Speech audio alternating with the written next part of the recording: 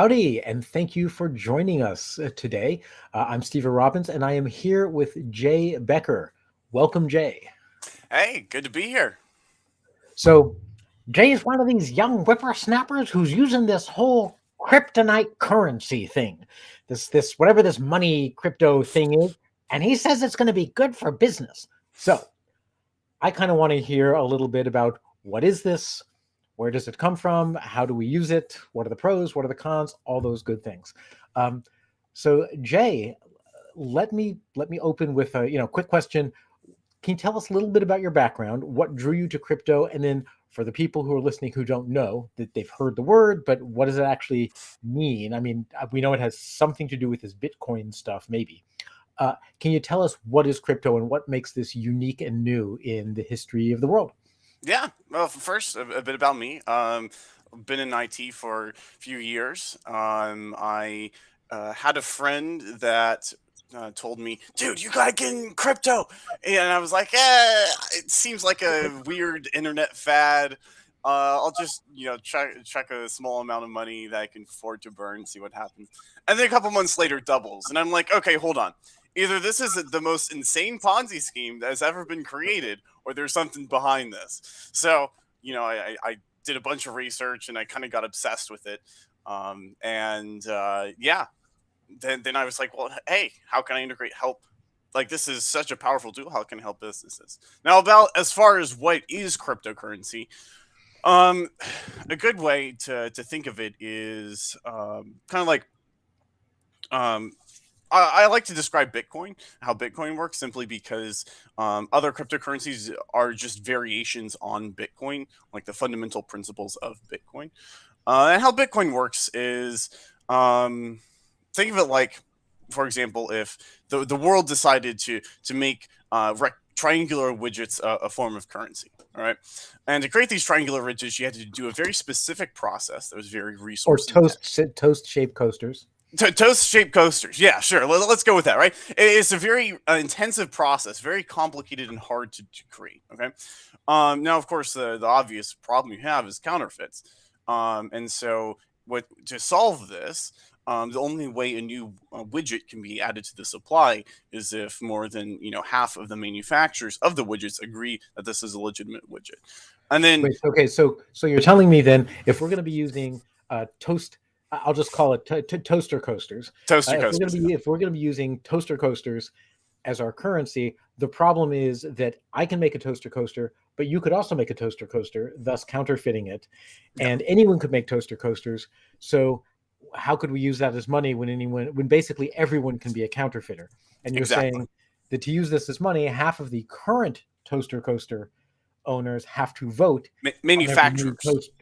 Okay, got it. Yeah. Because remember, it's a complex process to make the toaster coaster, right? It might look like a Okay. normal toaster coaster, but in reality, it's gone through an elaborate set of you know principles or steps. All right, so more than half of the people making these toaster coasters have to agree on it, right? And then not only that, but every time that toaster coaster is created or changed value, it is inspected to make sure that it's a legitimate toaster coaster, and then is added to a centralized database that everyone can see. That's kind of what crypto is. I mean, of course, in the real world, that is ridiculous because you'd have to be mailing toaster coasters everywhere, and you couldn't have a functioning economy. But how Bitcoin works is that you have this ledger, right? And then the miners, I'm sure everyone's heard of those, the guys with the GPUs they're cracking these hard algorithms. Um, they're because of how cryptography works. There are some there's some uh, algorithms that are very hard to solve for, but very easy to check. And so it uses that principle so that a fraction of a Bitcoin that you own can be validated and verified all the way from the very beginning when it first came out of a mining machine. Okay, so I'm going to be interrupting you because I want to keep a metaphor going here. Okay. I'm afraid I'm going to leave the toaster coaster metaphor, and I'm going to talk about the actual currency that we know and use. Right. So let me think about a dollar bill here. So what you're saying is this is a new kind of currency, and let me make myself big here for a moment. This is a new kind of currency, and And the way that it works is you can't just print them on a photocopy machine the way you could do with a dollar bill, because half of the people who currently own dollars would have to vote on saying that something's a real dollar. So what we have then is we have something like a bill. We have something like a dollar, which is the money. And now what you're saying is, okay, so that's how money gets created, is that somebody creates a new piece of paper and then everyone else votes and says, yes, we all agree that that's money. Then that gets recorded in this central location. So now there's a central location, which in some sense is like a giant database of all of the bills currently in circulation. Here's the thing, though. It's not a central location. It's in every single miner's or creator's machine. Okay, so and a miner is the person. Miners are people who create the new dollar bills. Yes, that they can then get voted on to say, yes, we're adding this to the money supply. Exactly. Okay. And of course, those dollar bills have to be created in a very specific way. And then they add it to their own personal ledger, right? Because all that the ledger is just an agreed upon set of rules that, every miner and every validator, you can run a validator node on your own PC.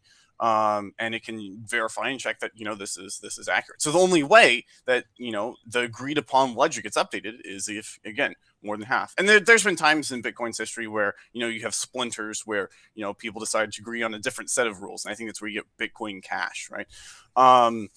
But it's this basic principle of, instead of saying, hey, we want one centralized entity to have all the control and print all the money and do all the stuff, it's like, let's break it up. And because of how the system works, the Bitcoin is hard capped at 21 million. So, unlike, so there's only $21 million bills that we can ever have. Yes. Eventually. Well, if I'm buying hard-boiled eggs at my local 7-Eleven and they charge $1 for a hard-boiled egg, and I'm probably revealing myself to be hopelessly out of touch with how much hard-boiled eggs cost at 7-Eleven, but let's assume they cost $1. What happens when we have sold 21 million hard-boiled eggs and we go back to mine another Bitcoin or mine another dollar to use to buy the 21 million and first hard-boiled egg, but there are no more dollars left? Like what happens at that point? What happens is something amazing called deflation. See, Bitcoin can be broken up into, like, I want to say 8 decimal places. Like, I might be wrong on that one. So of course you're obviously not going to buy a whole dollar bill. It'd be like you'd have like a 0.0001 of a dollar bill, right? But yeah, no, the key is as you have the same amount of dollars chasing an ever increasing amount of goods and services, what that does is it makes those dollars more valuable. And that's what we would have seen, right? I mean, the fact that, we, for that hard boiled egg, we can raise chickens now with less space, less land, less, and they produce more eggs over the past 20 or 30 years. But instead we've seen the price of eggs go up. I mean, that just doesn't make sense. If we're having a actual hard source of money, then you don't have that issue, right? Those savings get passed on to you. Like, imagine going to the store and every month the prices are cheaper, like. So that's what happens when you hit the 21 million cap. I mean, that's what happens in general, because, like gold, it's really hard to create these, right? You can only create them once every 10 minutes, right? It's a hard process, right? And as a result, you don't have an infinite supply, and so it's going to gain in value, which is what we've seen, right? It started at, like, fraction of a cent, and now it's 30-40K. Yeah. Okay. All right. I'm gonna have to think on that one for a little bit because I'm not totally sure that I understand. But basically what you're saying is there's a limited number of these. There's 21 million, although you can buy and sell in fractions, and you said it goes out to 8 decimal points, which would be around. It's a lot of decimal points. I don't have it right off the top of my head, but yeah, it's.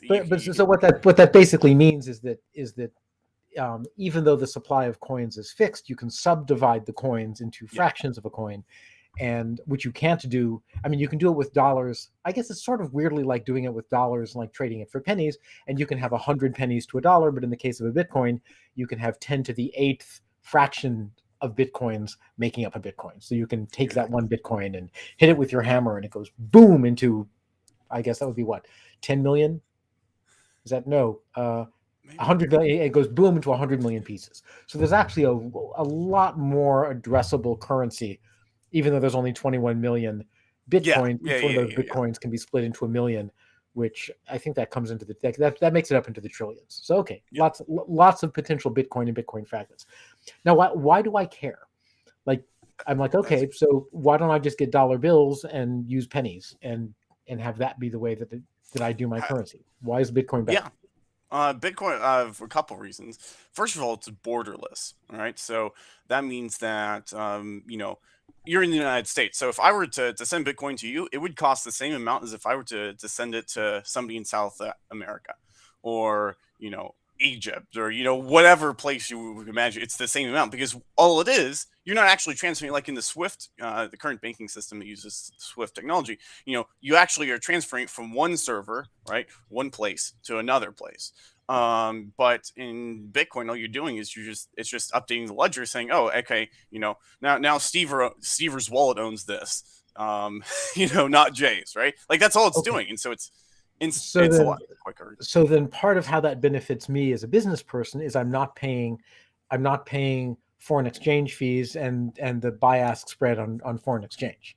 Now here's where it gets cool. All right, there are fees on Bitcoin, right? So this is to help incentivize, once we hit that 21 million cap, the miners will still have an incentive to keep mining and processing transactions. Okay, now these fees are calculated off of byte size, not amount, right? So what this means is that, say for a let's say a $10 transaction, you might be paying $1 in fees. Not great. But if you're doing $1,000 transaction, you might be paying $20 or $30, right? It depends on the course of network traffic and everything. But the point being is that you pay significantly less the higher it gets. Got it. And I know this is an issue for a lot of businesses, my own included, when it comes to credit card fees. It's always fascinated me how people who have never been a business get all up in arms about things like a 1% increase in the tax rate, but they don't seem to mind that 3% of every transaction they do is being siphoned off to banks. And the original justification, as I understand it, I could be wrong, but what I have been told by a friend who was a banker, he said, oh, those 3% fees were instituted back in the 60s and 70s, and they were to account for fraud, because originally we didn't have giant banks of computers that were running machine learning algorithms to detect fraud. Now that we do, the 3% is pretty much pure profit for them. And again, no one really seems to mind this. So what you're saying, it sounds like, is with Bitcoin, the transaction fees are not going to be as a percentage of the size of the transaction, but they're going to be some fee that has to do with how busy the network is at that moment. So more or less, it might be, it might be a $30 fee, but on a $100,000 transaction, what would be a $3,000 credit card fee will still only be a $30 fee when transferring Bitcoin. And good luck, by the way, trying to get, was it like $100,000 transaction in any reasonable amount of time? I mean, in Bitcoin, again, sending $100,000 transaction is like sending $10, right? It's the same amount of time, right? You don't have to worry about having to clear, having a whole approval process. I was talking to somebody who, like, an issue is that sometimes it just goes into a black hole. Somebody in the chain marks a number down wrong or does a typo, and poof, your money's gone. Wait, you're talking about the regular marketplace? Yeah, the regular banking system. Yeah, I was gonna say, and then of course, if Bitcoin can just disappear, that's a bad thing. Now, of course, don't get me wrong. If you put in your wrong address or something, then yeah, it will disappear. But I mean, it as long as you're somewhat careful, you aren't going to have that issue. But yeah, and then also there's chargebacks, right? Like if you're talking about fraud, well, there's really, the only way someone could defraud you is if they were to have access to your physical PC that you were using to that stores your Bitcoin, or they were to have access to your seed phrase. And either of those cases is a severe lapse in your own operational security. Wait, so this means if I buy something on eBay and I pay for it using some kind of crypto, and the person doesn't send my product, how does this protect against that? I don't get it. So I'm on eBay and I say I'm going to buy this cool set of headphones, and the person says, "Oh, pay me in crypto." And so I send them $100 worth of crypto, and I don't get the headphones in the mail. I'm not clear on how crypto does something different from cash. Yeah, so it's on that end, it's on the other end, right? Because what is often an issue is that, especially in e-commerce, where people will buy something and then they'll say it's fraud, and they know how to cheat the system, and then the seller is out the money, right? And if you're using a Bitcoin system, that doesn't exist, right? You're not going to have your transactions clawed back. By the banks. Okay. If so your transaction can't be clawed back. So it sounds like the good news on that is that you can't have somebody claw back a transaction that was a genuine transaction that they're trying to pretend wasn't. Yeah. But the bad news is, if you also can't claw back a transaction in the other direction in which there was a fraud. I mean, it sounds like it just kind of reverses the direction of the possible fraud, not that it prevents the fraud. Yeah, well, yeah, you're right. Yeah, it does reverse the direction of the fraud. But again, if you're running a business, you tend to benefit more from that direction of the fraud, if that makes sense. The other of course benefit is the fact that, because it's a limited supply, and because it's so hard to get your hands on more of these bitcoins, the price tends to increase more than it decreases. Sure, there's short-term volatility, but unlike the U.S. dollar, right? If you hold U.S. dollar on your balance sheet, it's going to go down in price. I can almost guarantee you it's going to go down in price. Wait. What do you mean it's going to go down in price? The value of the U.S. dollar is, 40% of all U.S. dollars were printed last year, right? That's an insane amount of money.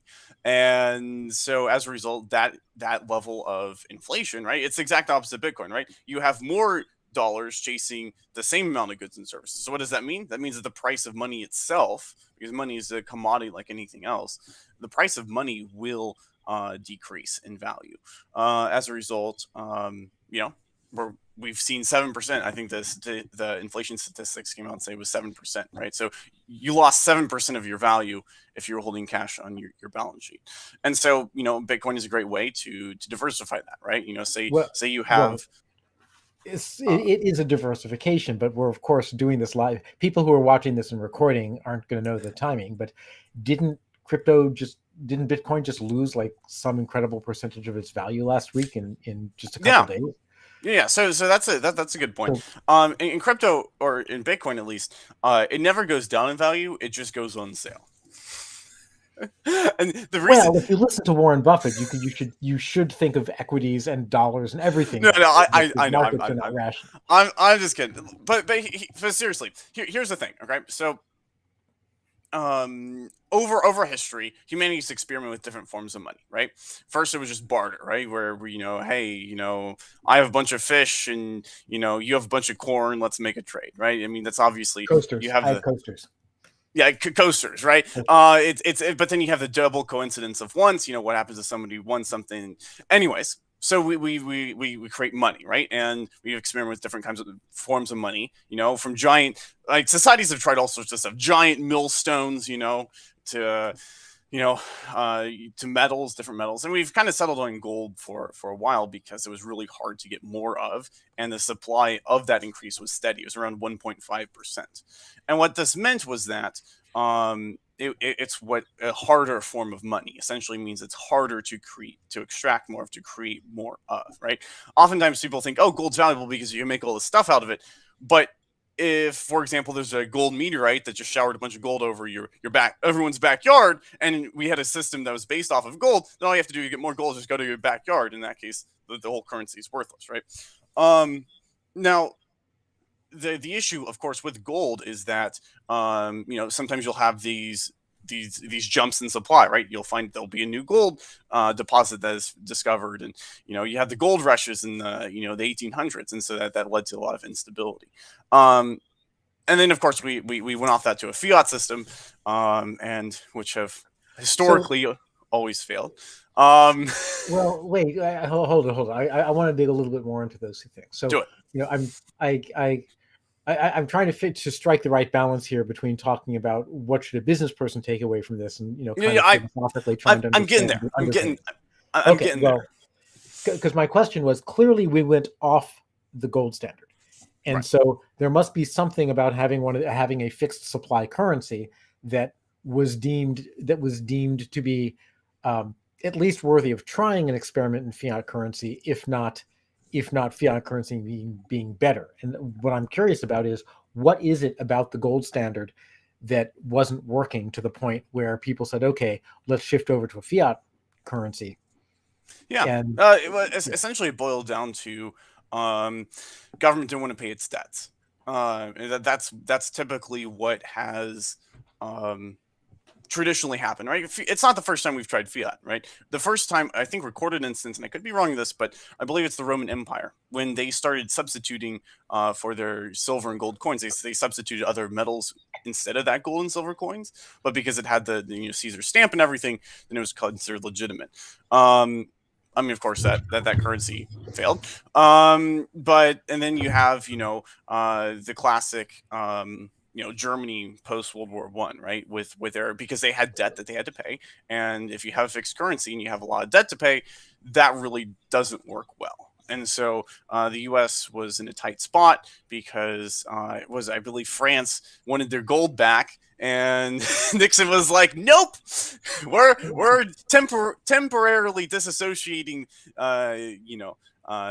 gold from the U.S. dollar." And of course, that's so now you have me curious. I actually kind of want to now go back and read the history of all this, because I freely confess to you and to anyone watching this, my knowledge and understanding of monetary theory is pretty much close to zero. So let's bring it back to business. So one of the things we've established is that there's lower transaction costs, and there is more of a fixed time, to do a particular transaction using crypto or using Bitcoin than there is using traditional fiat currencies.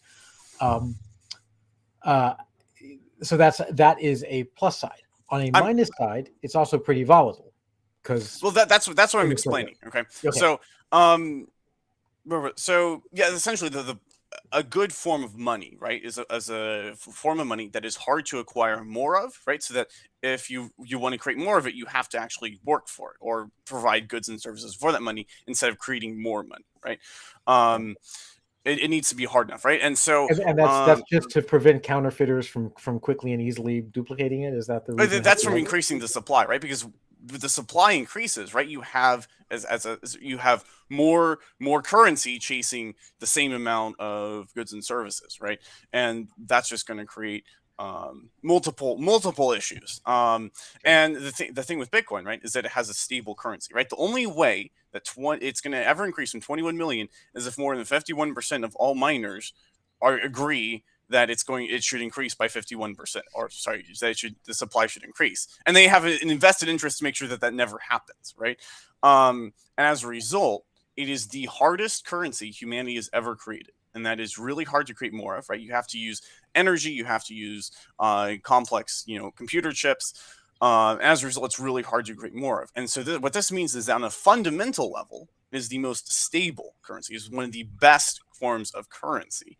Well, it seems like it would, in some sense, be stable numerically, in the sense that if I have a Bitcoin, that's what I'm getting at.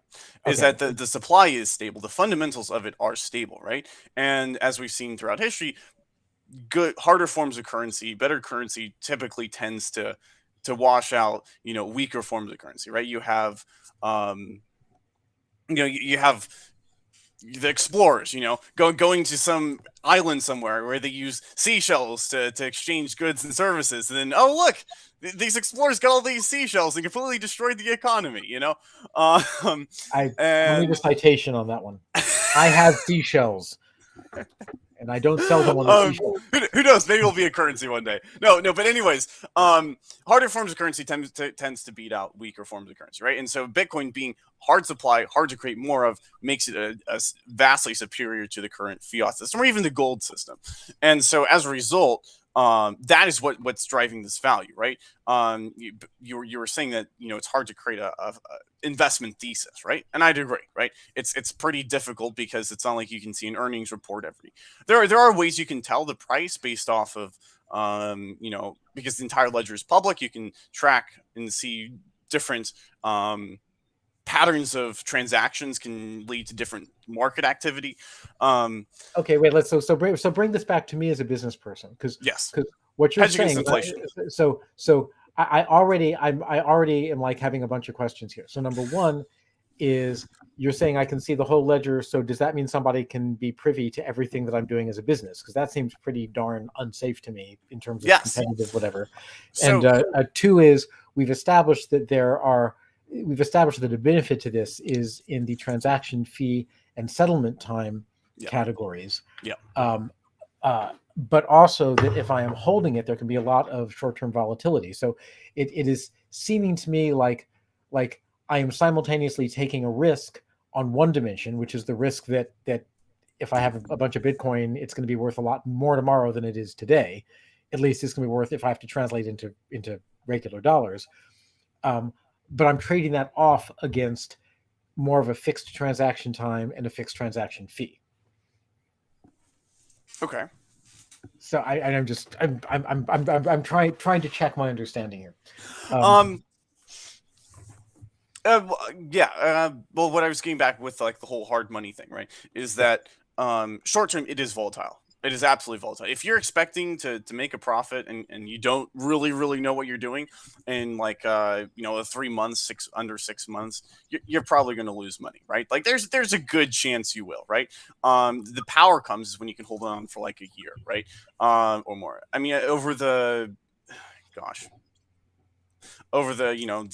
a decade of Bitcoin, I think it's only ever lost money maybe 2 or 3 years since its creation.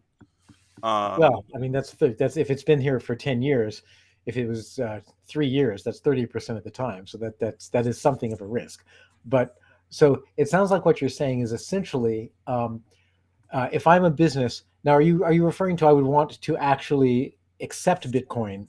Yeah, from my customers, so accepting Bitcoin adds to a whole new thing, right? So far, we've been talking. Okay, what happens if you just add it to your,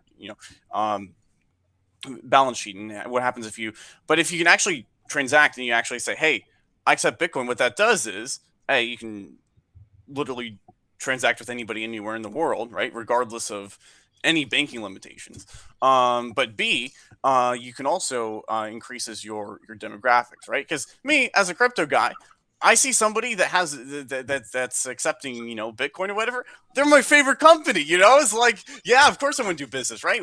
Because the only other way I can cash out is if I use a centralized exchange, and they charge nice fees, and they're insecure, and it's typically not a good time. So if I can buy your goods and services for my Bitcoin, I'm a happy guy. Now, are there places where you can do that? Because I know that that's one of the things that I've wondered about crypto. I'm not so much into the speculation game. Mm-hmm. I'm more into looking for things like creative ways to lower my transaction fees and things like that. But keeping my crypto in the form of crypto, I don't know, I don't know where I can actually use it. Where can I use it? I think it is a speculative investment more than a transaction, which is why I was so interested in your topic, because I'm like, okay, you're saying that it has a use other than as just a speculative buy and hold asset. So tell me. Well, that's where the true power comes in. So there are a lot of Fortune 500 companies. I mean, obviously everybody knows Tesla. It's starting to accept. I think they stopped doing it. I think they started again. I haven't checked. But then you got like, I think KFC, AT&T. You can pay your phone bill in Bitcoin. You got PayPal, Cash App. A lot more companies. I even heard like Burger King was doing something with Bitcoin. So it's becoming a lot more mainstream for Fortune 500 companies. And I mean, I live in Portland, so even there's a big food cart scene. Even the food carts are starting to accept Bitcoin. Interesting. Yeah. So it's becoming a lot more widespread. And you're right. Like it's not everywhere, right? But it's vastly becoming that. I mean, the fact that 20, 30 years ago, if I told you, hey, I can fit a fax machine, a phone, a pager, and much more in a device this thin, you'd be like, that's ridiculous. That's stupid. I mean, it's never going to happen, right? I wouldn't know. I'm sure that I wasn't around then. I wasn't around either, but that's what my guess is, right? But the Yeah, fact that I was around then. You could get all of those things in one machine, but it was typically the size of a computer.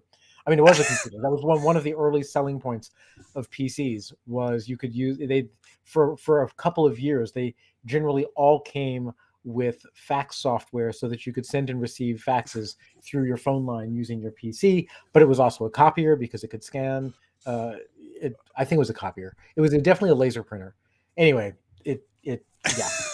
But my point is that, like, just because, like, it seems like hard to understand, like, how would this work? Doesn't if so technology is vastly superior to the current system, right? Then there's no option but for it to become mainstream, right? There's no option for it to become to beat out the current competition, if you will. Because those who adopt it gain a competitive edge against those who don't. And, well, if it is genuinely advantageous on a scale, I mean, this is where our time is actually just about up, but or it is up. But we could do a whole we could do a whole live stream on the question of technological adoption, because as somebody who I've learned to touch type Dvorak as opposed to QWERTY, and it is virtually legendary how QWERTY was designed for manual keyboards to keep you from being able to type fast because the keys would jam. And once that stopped being an issue because we had electronic keyboards, then there was no longer any need for QWERTY. And Dvorak, I don't know if Dvorak is faster, but it certainly has a lot less muscle strain. I can physically feel the difference when I use it. And there are studies that claim that it's also faster. Like I said, I can't speak to that. However, what's interesting is the new technology is not crowded out the old one, largely because of legacy systems and legacy costs. So, also, I'd make the argument that Dvorak doesn't make a big enough difference, right? It might make you faster typer, right? It might make you less strained. That's awesome. But here's the thing, that doesn't like massively impact your life, right? Going from having 10 devices to one device, that massively impacts your life, right?